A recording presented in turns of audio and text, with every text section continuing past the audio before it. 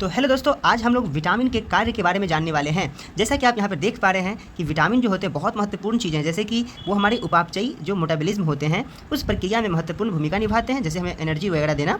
ये विभिन्न रोगों से शरीर की रक्षा भी करते हैं। ठीक है, तो चलो देखते हैं मेरे दोस्तों, वसा में घुलनशील जो विटामिन है, जो फैट सोलुबल विटामिन होते हैं, उसे हम लोग पहले देखते हैं। ठीक, जैसे विटामिन ए है, विटामिन डी है, विटामिन ई है और विटामिन के है। इसके यहाँ पर जो सामान्य नाम है वो भी लिखे हुए हैं, जैसे रेटिनॉल है, ठीक है, कैल्सीफेरॉल है, उसके बाद क्या है, टोकोफेरॉल है, एंड क्या विटामिन के जो है वो फिलॉक्विनोन है। ठीक है, ये सारे नाम जो है आप याद करते चलेंगे।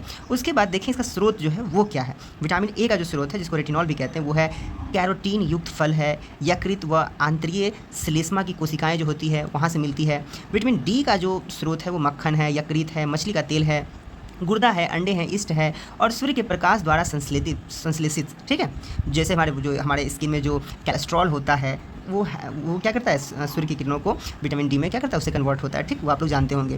विटामिन ई जिसको हम लोग टेकोफेरॉल कहते हैं, जैसे तेल से मिलता है, गेहूं से, अंडे की जर्दी से, जो अंडे की जर्दी जो होती है पीले वाले, उससे, सोयाबीन से मिलता है। ठीक है, और सोयाबीन आप लोग जानते हैं कि प्रोटीन में भी सबसे अग्रणी है, सबसे आगे है। ठीक, विटामिन के जिसको फिलॉक्विनोन कहते हैं, ये हरी पत्तियाँ, अंडा, यकृत, टमाटर, गोभी, सोयाबीन, आंत के बैक्टीरिया जो होते हैं उन सब से मिलते हैं। ठीक, अब इसके कार्यकी पर क्या प्रभाव पड़ता है इसका, वो हम लोग देखते हैं। विटामिन ए का हम पर क्या प्रभाव पड़ सकता है, दृष्टि, रंगों का संश्लेषण, एपिथेलियम स्तरों की वृद्धि एवं विकास है, ये सब। उसके बाद डी का देखेंगे तो कैल्शियम व फास्फोरस का उपापचय, हड्डियों और दांतों की वृद्धि। ठीक है, इन सब में क्या करता है, ये हमारे कार्यकी पर इसका प्रभाव पड़ता है। ठीक है, ये सब चीज़ विटामिन डी मिले तो होगा, नहीं तो फिर प्रॉब्लम हो जाएगा। ठीक है, अब देखें कोशिका, ये विटामिन ई जो है वो कोशिका कला की सुरक्षा करता है, जनन क्षमता में वृद्धि करता है और पेशियों की सक्रियशीलता जो होती है वो भी ठीक करता है। ठीक, उसके बाद के की बात करें तो यकृत में प्रोथ्रोम्बिन का संश्लेषण करता है।